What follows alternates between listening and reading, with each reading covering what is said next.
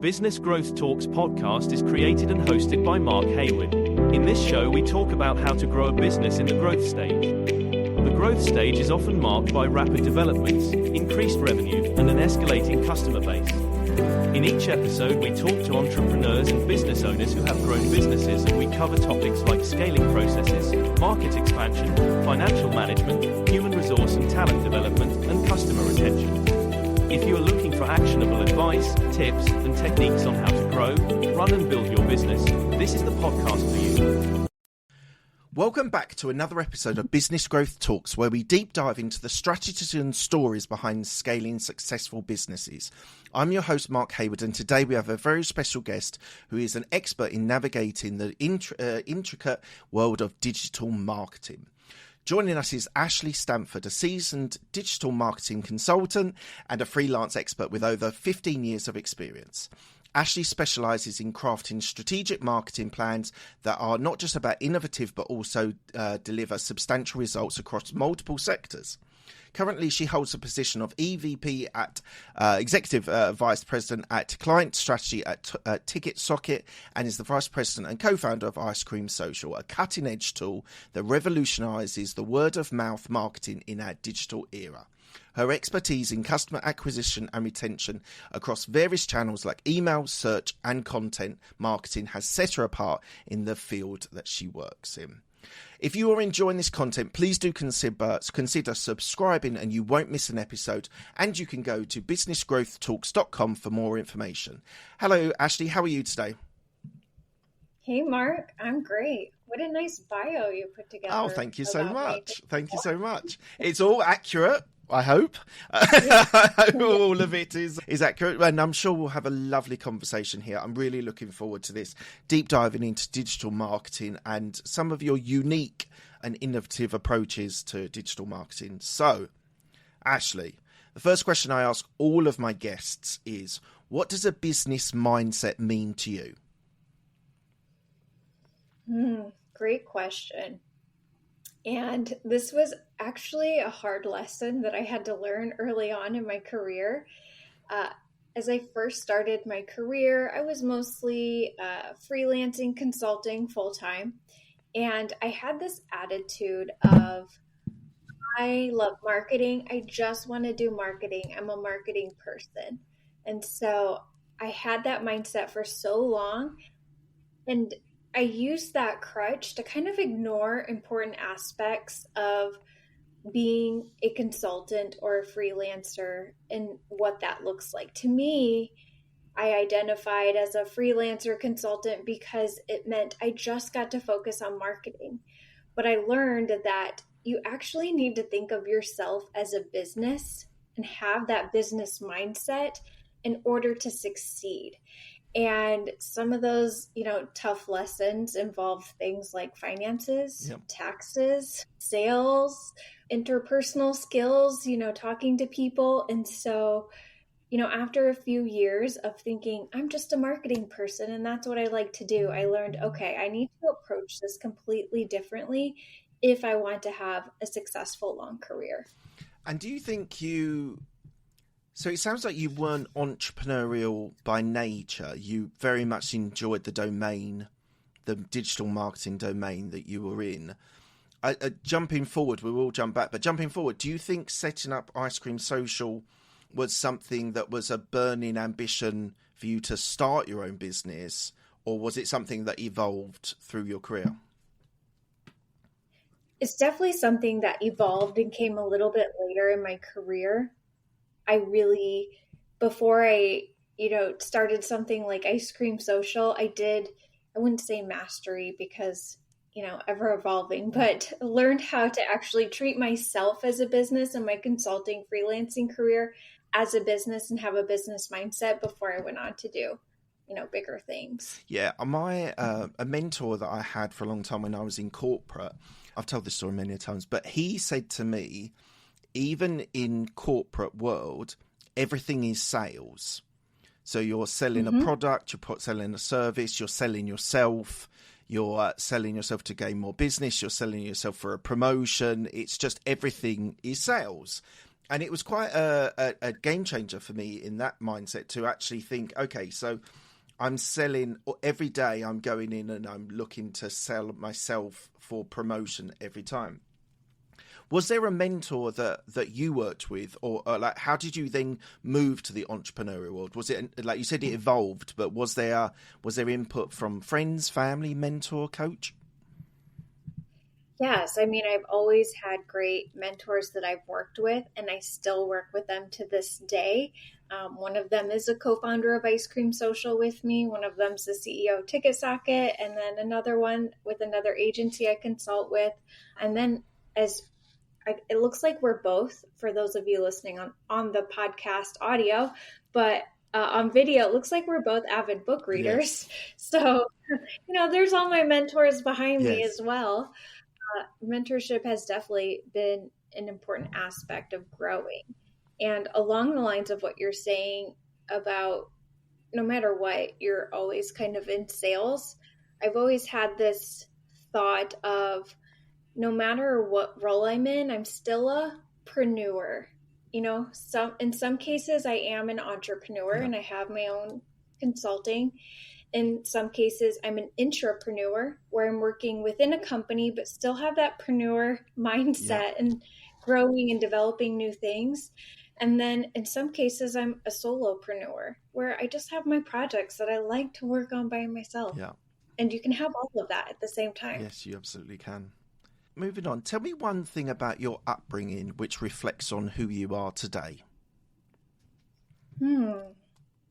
So, let's see. As a kid, I loved to play video games.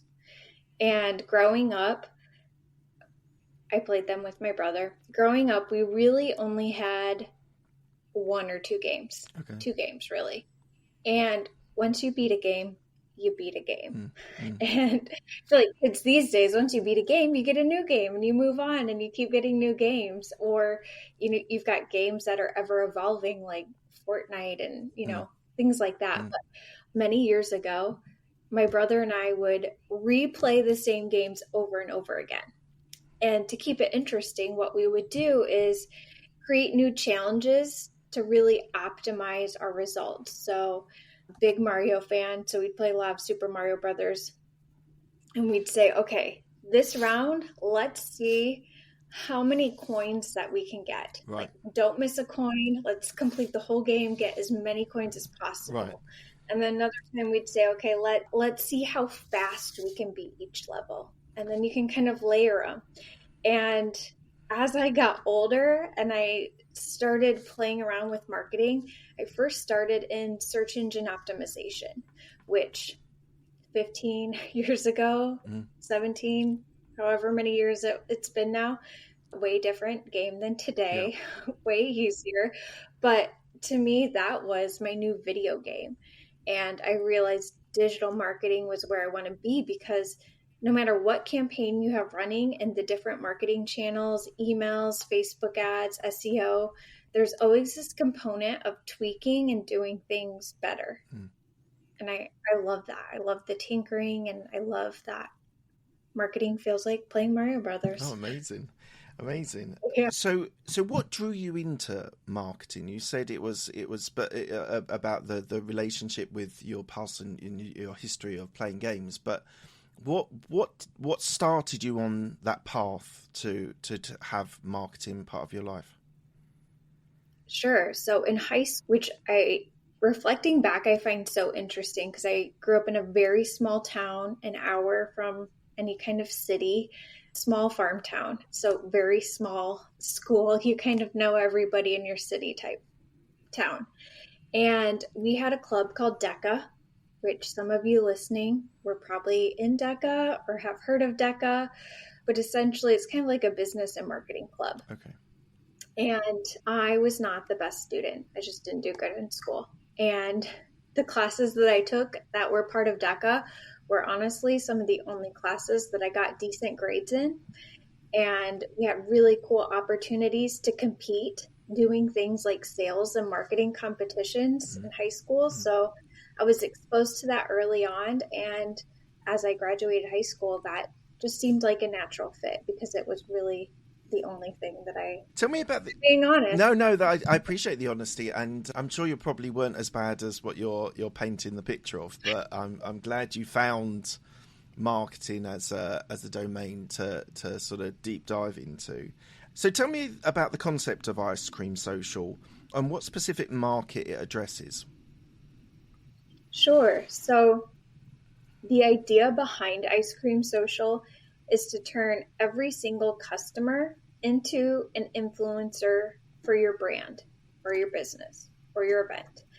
And the thinking behind that, I've done a lot in influencer marketing. Everything from giving someone free product in exchange for posting a picture, all the way to, paying a 15-year-old girl $100,000 for one YouTube video. So I've kind of touched everything across the gamut there for influencer marketing on different levels. And what I have found is even if you do not have social media, you can still be an influencer. Even if you don't have social media, which I know sounds weird. Who doesn't have social media? But everyone has friends and family who are just not active on social media. And what Ice Cream Social does is help facilitate that word of mouth marketing in the digital world. Just giving them the tool to facilitate that. If they want to send a text, of course, you can post online.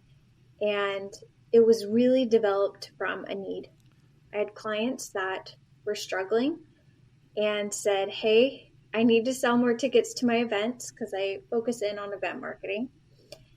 And I don't want to increase my budget. I can't spend more money on Facebook ads. And so that's kind of where Ice Cream Social, the idea for it was developed, was out of a need. Clients needing to sell more tickets, but didn't want to pay for more marketing. Okay. And so we created this widget to facilitate that. Okay, let's talk about selling tickets in a minute. I'm just interested about the influencer market. So while you were saying that, I was like, so influencer marketing, like you've got like, I don't know, Cristiano Ronaldo who gets like $1 million or someone to post something on Instagram. And I was thinking that this is a unique, special case when it comes to social media. But actually, influencer marketing used to be advertising. People would people advertise a perfume or an aftershave or a t-shirt or whatever it is. So what's your thoughts on sort of the evolution of influencer marketing? And do you think it's more profitable for the content creators as well as the brands now with social media? I do. I think it's great on both ends. You have to know how to track it to make sure you're measuring the ROI on that. I would say I've also worked on things. I've worked with celebrities in the sense of like using them as influencers or celebrity endorsements. And honestly, in some cases, our standard influencer who's not celebrity level, their content has a lot of times outperformed what a celebrity has done. I'm also not talking about your super big A-list celebrities like Ronaldo, but celebrities of well-known names. Yeah.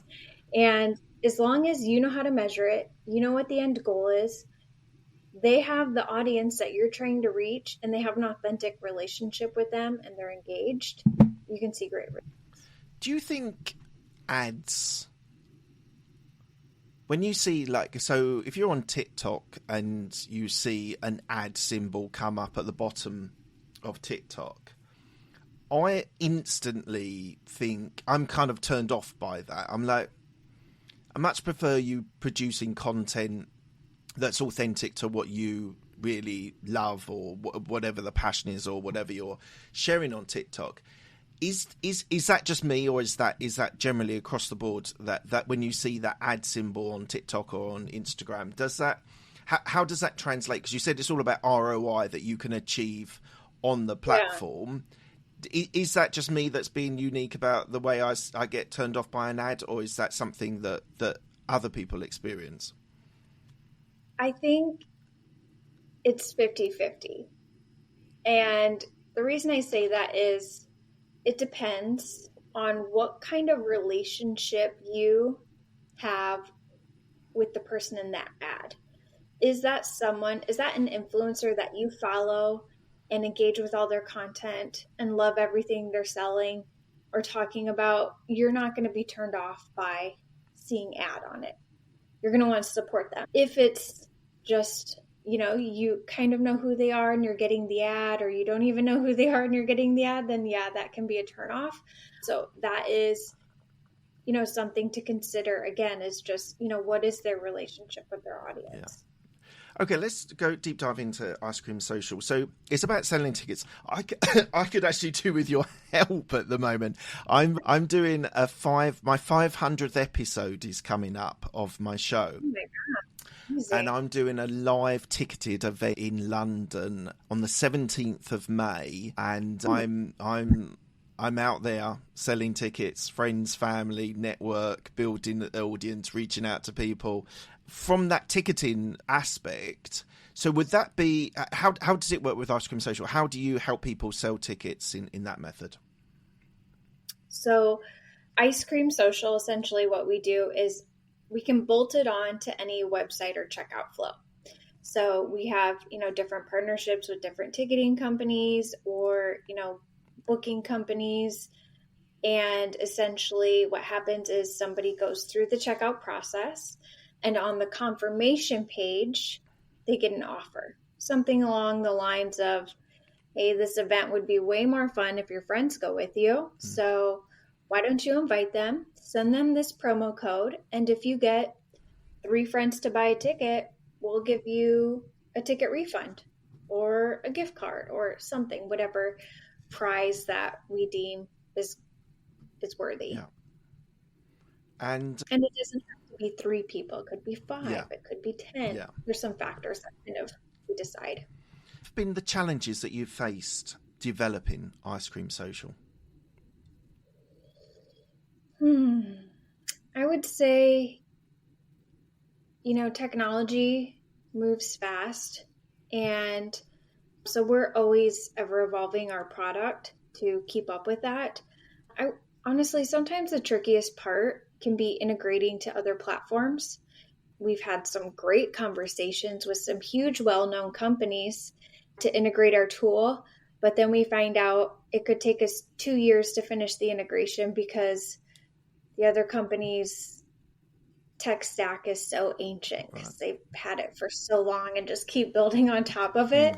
So it's kind of like mixing different technologies. So I would say that, honestly can be some of our bigger challenges. It's just navigating integration. Yeah.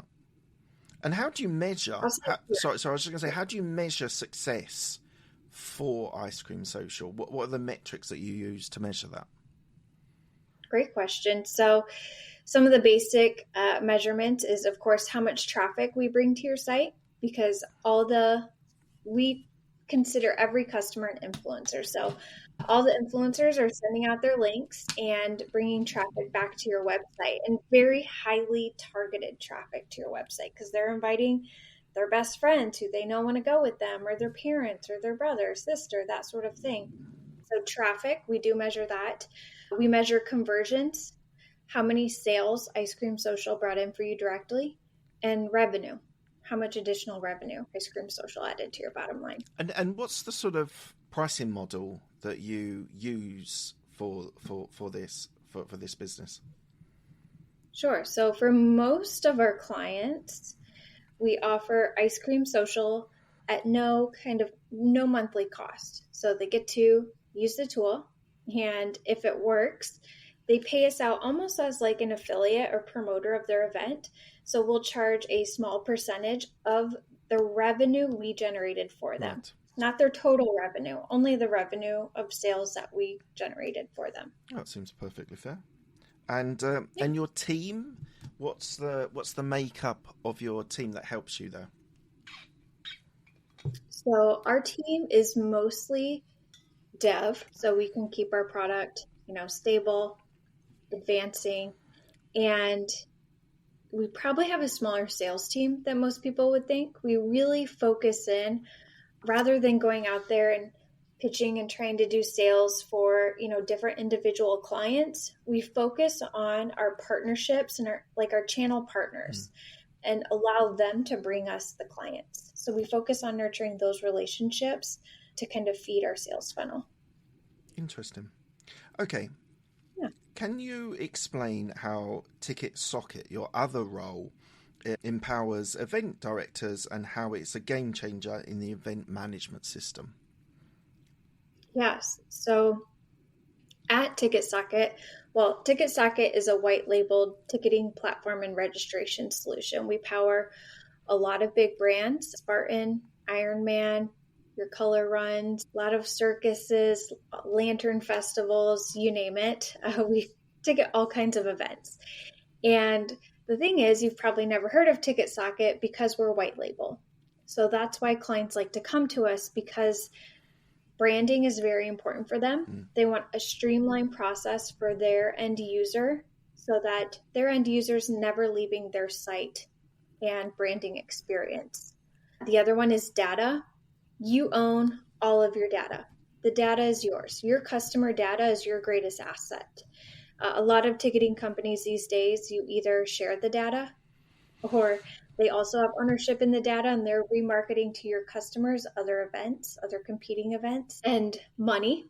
So a lot of other ticketing companies, they process the transaction on their behalf and they keep the money and pay you out when they're ready. Sometimes that's after your event ends or every 2 weeks or whatever kind of deal you got going. And especially during COVID, this became a huge, huge issue because when events were canceled, a lot of companies did not have access to their money because the ticketing provider held on to the funds and would not release funds until the event happens. And because of that, a lot of events weren't able to really pivot and adjust and get through that COVID period because they didn't have any funds. So at Ticket Socket, you actually have your own merchant of record. So if somebody buys a ticket, the money goes directly into your bank account. So brand, money, data, those are kind of the biggest reasons. So you do the support software, you do the support network behind if one of these larger events, they then so what I'm saying is you have like a ticket master that is like a portal that you go on to and you look at your music or your gigs or your sporting events and you go as an action, you're going there because there's an element of trust that these sites are big companies with lots of events that you might be interested in. But you're saying you white label it, so all of the back end, all the infrastructure that you've got at Ticket Socket basically goes onto their own website where they're selling tickets. Is that right?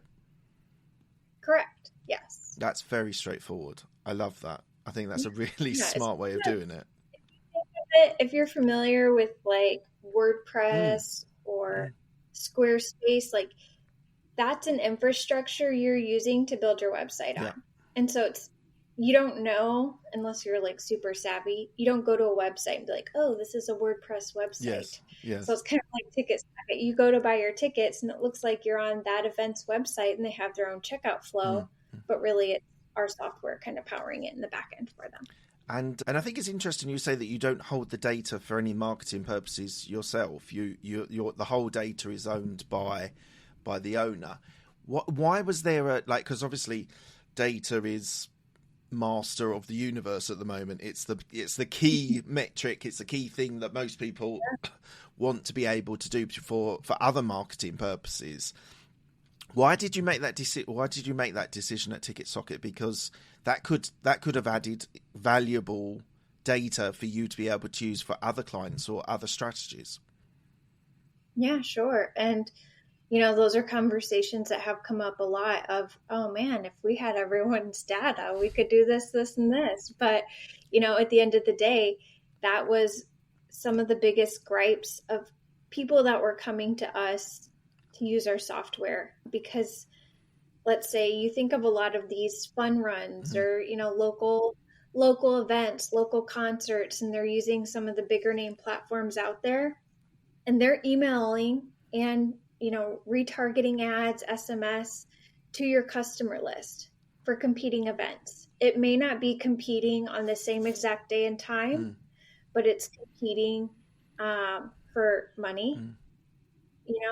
We only have so much disposable income that we can spend on going to fun events. So if somebody does something, at the early June, maybe they aren't going to do your event end of June. So you're competing in many other ways that you don't realize it. And so from my experience, I won't name the company. They've been absolutely fine, but I won't name the company just for other reasons. The company that I'm using for my ticketing for my event actually have said to me, you pay a fee for upfront for the number of tickets, maximum tickets that you can sell on this platform. So I've paid that upfront, and then all of the ticket, I say profits, all the money that comes through buying tickets then goes into an account which I can then export to my own account. Mm-hmm. How do you think? What's your view on that structure? Does that sound a sound structure? It's obviously different to how you've done it at Ticket Socket, but like, what's your thoughts? I'm just really prying because I'm interested like whether I've made a good choice in using this platform rather than using a different one. Yeah, I mean, it honestly depends on what your goals are as an event manager. If that fits your needs and your budget, that's great. I'm not an event manager or owner, but I work very closely with a lot of events. Sure. I don't think the idea of having your money sit in another account and have to transfer it out is ever good, just because of like what I mentioned happened during COVID. Imagine you went 2 days without transferring any funds or something, and all of a sudden you can't access that money anymore. Yeah. And so, yeah, it really does depend on what works for you as the event manager. And knowing where we're going with data, wouldn't you want to own your data? Because if something ever happened, at least you have all your customer data. Yes. And you can reach out to them. I'm not sure I can download their names from this platform. I've not actually thought about it. Because a lot of the people are people that have been in my network. I know who they are. So I have had some, I say random people that I don't know that have bought tickets. It's an interesting point. I'm going to have a look and see if I can download that information, because I think it would be interesting to see whether I can then store that information and then do something with it as a follow-up, a thank you after the event. So your marketing, because the other thing about this, I'm asking all questions about my event, but interestingly, the platform that I chose didn't, like, their upfront fee wasn't very expensive, but they provided no marketing at all. Now, I know you've got like your Eventbrite and those types of companies that there is an element of searchability by using those platforms. How do you? So you're using their website to connect with. What's like? So is all of their marketing to their people? Is it all based on them and their website, or do you add additional services to help them with their marketing for their event? Sure. So a lot of our clients coming to us, they've probably vetted Eventbrite. Maybe they've worked with Eventbrite in the future. And yeah, that has its benefits, some of the searchability and discoverability. And if you're a new, smaller event, that might be a place for you to start for sure. For us, some of the kind of marketing services we offer are integrated within the platform. So there's obvious things where you've got the SEO structure of your events for searchability within Google. And then same, we can auto-publish your events to Google Events. So, that information can easily be found if people are Googling. We have integrations like Ice Cream Social, which was born within Ticket Socket platform, later peeled off to become its own company. And then we have my role, which essentially what my role is at the company is I help our clients sell as many tickets as possible. So that could be as simple as a basic marketing onboarding with our clients, making sure all their pixels analytics are integrated, kind of showing them some of our third-party integrations with email, SMS, whatever the case may be, a lot of times our clients probably have their own marketing team, so they probably don't need me, but they want to know how to use the system to its fullest from a marketing capability. So I'll run them through that. And then in some instances, we have clients that I actually work as part of their marketing team, either providing them with strategy or ongoing optimizations, analyzing what they're doing, or even executing a lot of Facebook ads, email campaigns. And what does successful strategies, just think back to a couple of your sort of case studies that you've done previously. What's been the components of those strategies that you've implemented to give great digital marketing support? Sure. So I'd say number one is having a strategy. A lot of events don't, and they just publish it and think they could throw up maybe a Facebook post or even an ad and tickets will sell. It's not the case. It's not that easy most of the time. So having a strategy in place is really important.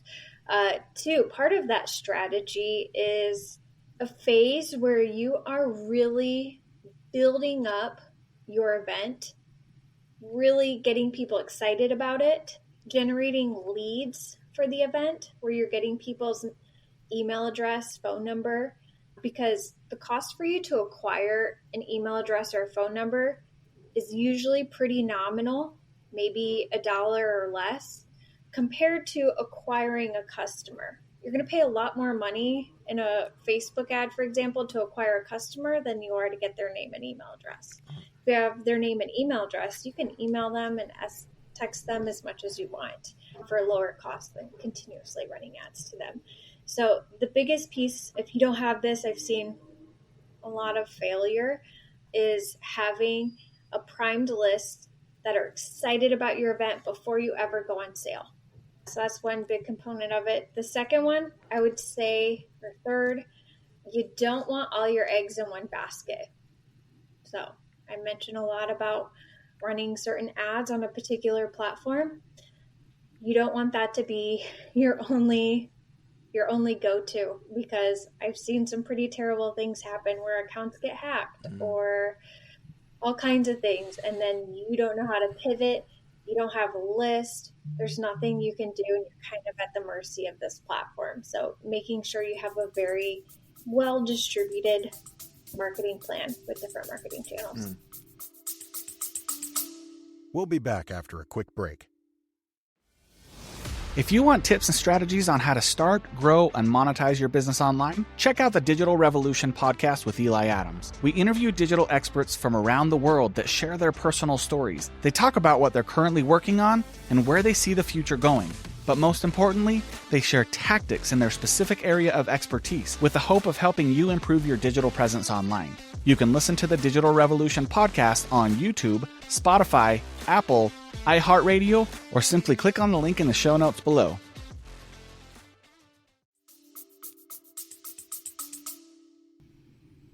How do you keep your best talent, your people at your companies? How do you keep the best people to be able to provide the best service for your clients?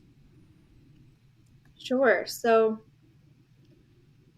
within our companies, some of the things that I think work really well is one, just that human connection.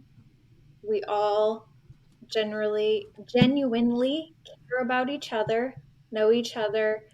If somebody, has a sick cat or a doctor's appointment, like, it's okay, go do your thing. Secondly, within that is that freedom. We all work virtually, and, for the most part, everyone can make their own hours. Yes, we need to be accessible to clients during certain periods and whatnot, and that's fine. But as I mentioned, if you have to run out for something, like, there's no being chained to your desk. So giving people that freedom, letting them take vacations whenever they want, things like that is very important. And thirdly is empowering everyone to be their own leader. We are not a company where people are micromanaged at all. Everyone is very self-starting, self-initiative, or have what I mentioned to you before, that intrapreneur kind of style where they have an idea and, they can run with it and they can lead. And what's your approach to market expansion, getting new clients? How do you at Ice Cream Social and Ticket Socket think about expanding to new markets and new industries? Sure. So a lot of that is focusing in on those marketing channels, those partners, because they're going to be our greatest source of referral business. And we know they're going to bring us quality clients. So some of those could be a lot of the merchant processors that we work with, like Square, Stripe. We have great partnerships, relationships with them. Some of our marketing tools like Active Campaign or Attentive, we treat all of them as essentially sales channel partners for us. And we find that a lot more effective than necessarily going after every little potential client. And how has the market changed since COVID? So obviously hospitality was as an obvious point, it was majorly damaged and hurt. Has there been a bounce back? Are people less interested in going to as many events pre-COVID versus post-COVID? I would say, personally from what I'm observing, people are still very interested in going to events.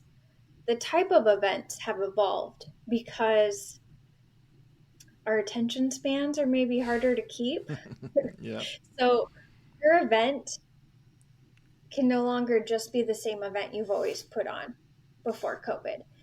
It needs to be immersive. It needs to be an experience. And you need to think of every element of your customers, senses, the smell, taste, touch, all of that. Like, what kind of experience are you going to immerse them in that's going to keep them coming back, keep them posting about their experience? So I would say that's kind of the biggest shift is if you're not evolving and having that mindset, it is much more difficult to sell tickets. And what have you experienced with the advent of AI in the events management? Has it improved things? Or I was talking to someone today and he was saying, however valuable AI can be for creating posts or email marketing, still that personal touch, that human element is so pivotal. So what's been your experience of AI in the market? I would agree with what he's saying. Another element I would just want to throw out there is we've all been using AI for a lot longer than we've realized. Before everyone just started saying AI, it was always a part of our strategies. You think about things like running ads on Meta and how those optimize. That's always been there. So a lot of those elements have always kind of been in play. I do agree with that content and wanting it to be authentic in order for it to convert.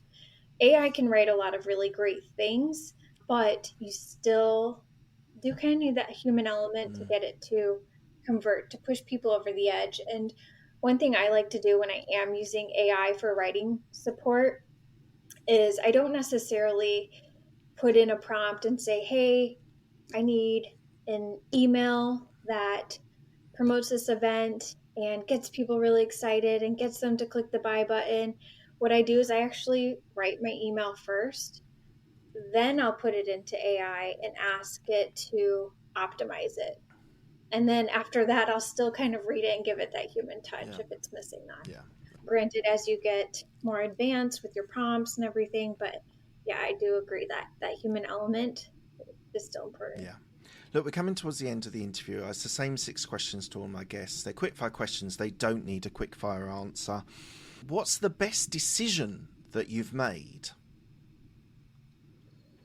I would say freedom in my career. I've always kept an element of working from home, always deciding on what opportunities I take on based on, where I'm at in my life and keeping that element of freedom, no matter how scary it can be sometimes. So why did you start as a freelancer, first of all? Was it the freedom? Was it the working from home all those years ago?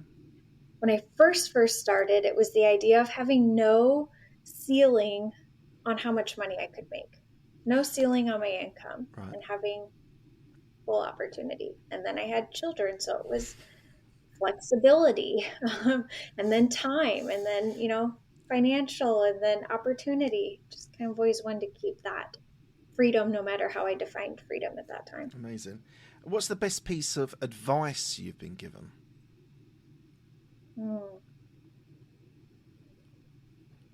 I'd say,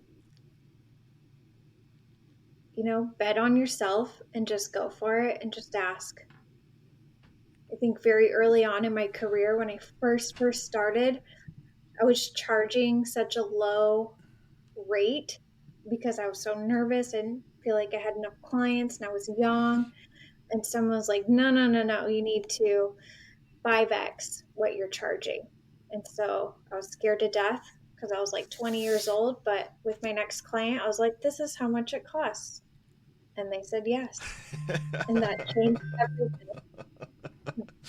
That's amazing. That sort of... And who gave you that advice? Wow. Her name's Terry Sawyer. Okay. Yeah. Amazing. And this might be the same answer, but who's the person that's helped you most in your career? I would say in my career, there's 3 people in particular that I really appreciate everything they've done for me. Mark Miller, who's actually the CEO of TicketSocket. Jamie Eidsvold, she is the CEO of another agency I've worked with a lot called Smarty Social Media. And then a business coach that I've worked with a lot, his name is Jim Haley. They've all been foundational people in my career since I got started. Amazing. Tell me about a regret that you have.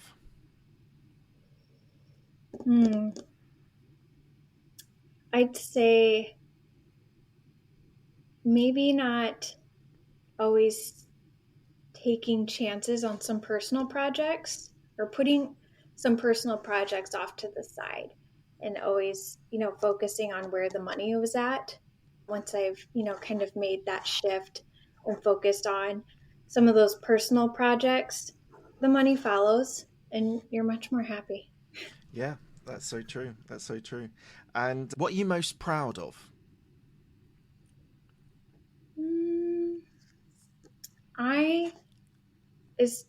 In terms of my career, what I'm most proud of is just my day to day, the freedom that I have and control I have over my day, working from home, being able to take my kids to school, pick them up if they're sick, whatever, just having that flexibility. I've worked hard early in my career to create that, being able to go for a hike in the morning if I want, or go to a yoga class or whatever the case may be. Sounds silly, No, it doesn't. but it is a really great freedom.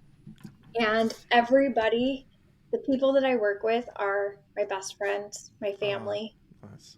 In my life, and being able to maintain that throughout my career, it makes that lifestyle really rich, that the people I'm working with are also people that I truly adore.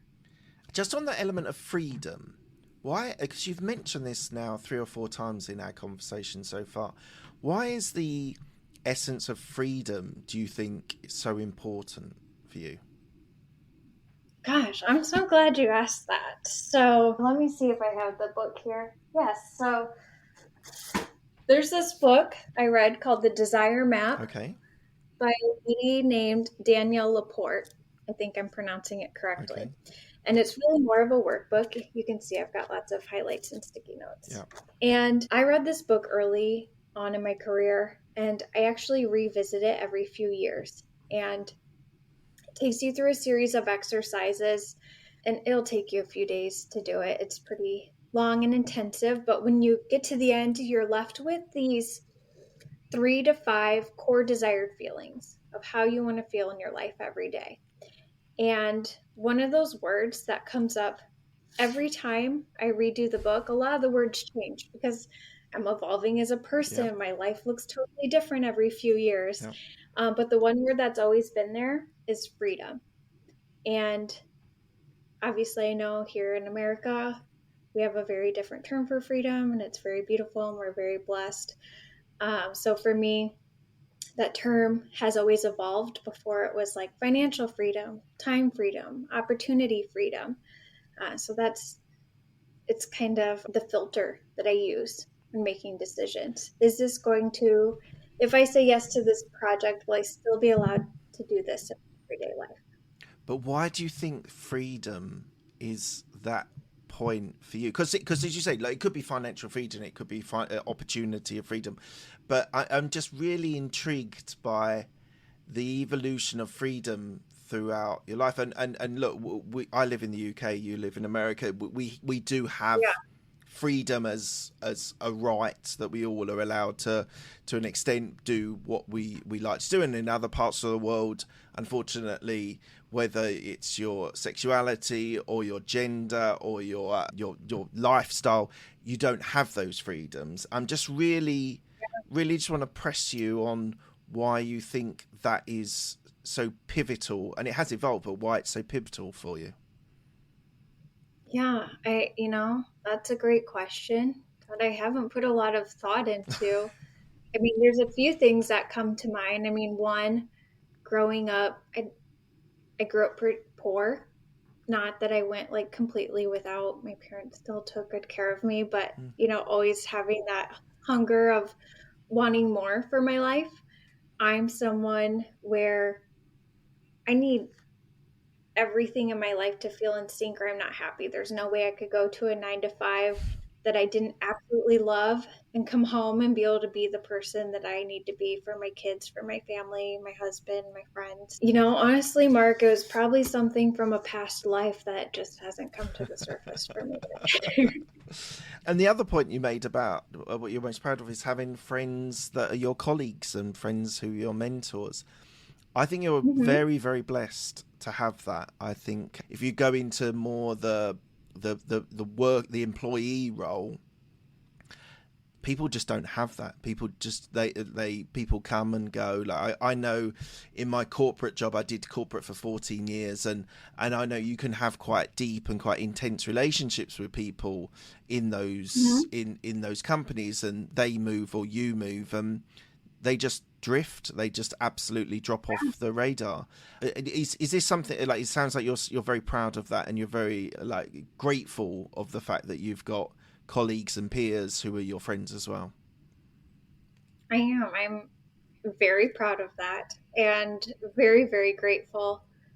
And yeah, as I mentioned, the mentors that I named, I've been working with since the beginning of my career, and I consider them family. And Amazing.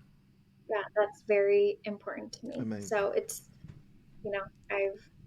I'm going to follow that. That's important to me. Yeah. And filtering opportunity. Is this someone that I want to go out and get a beer with or have over for family dinners? Yeah. Why do you do what you do? Oh man, I think we already answered that. I mean, the freedom. It's the freedom again. Yeah. Yes. Yeah. I mean, I love the marketing. I love the video game aspect of it. I love the freedom. I love working in events, bringing people together to have a fun experience. I enjoy it all. Amazing. And lastly, what does legacy mean to you? Great question, which I've been pondering a lot about and don't have an answer yet, but it is something I've been thinking a lot about because, sometimes in marketing, it can feel superficial of, it's just Facebook. It's just an email. Like, what am I doing to impact the world? And I don't know what my legacy will be yet, but I do know that I want to leave something behind in this world that's healing and loving. Sounds like there might be another project or business out there doing something different, maybe. I'm not at liberty to speak about it yet. Let's do a follow-up episode in 20 years. Yeah, absolutely. And lastly, if people want to reach out to you or find out more about you and your business, where can they go? Sure. You can go to ashley-stanford.com. Fantastic. Look, thank you so much for your time, Ashley. It's been an absolute pleasure speaking to you. Thank you for being a guest on my show. Thank you, Mark. Appreciate it. Cheers. Thank you for listening to Business Growth Talks. This podcast is released every Monday, so don't miss an episode by subscribing to all podcast platforms, including Apple and Spotify. Have a great day.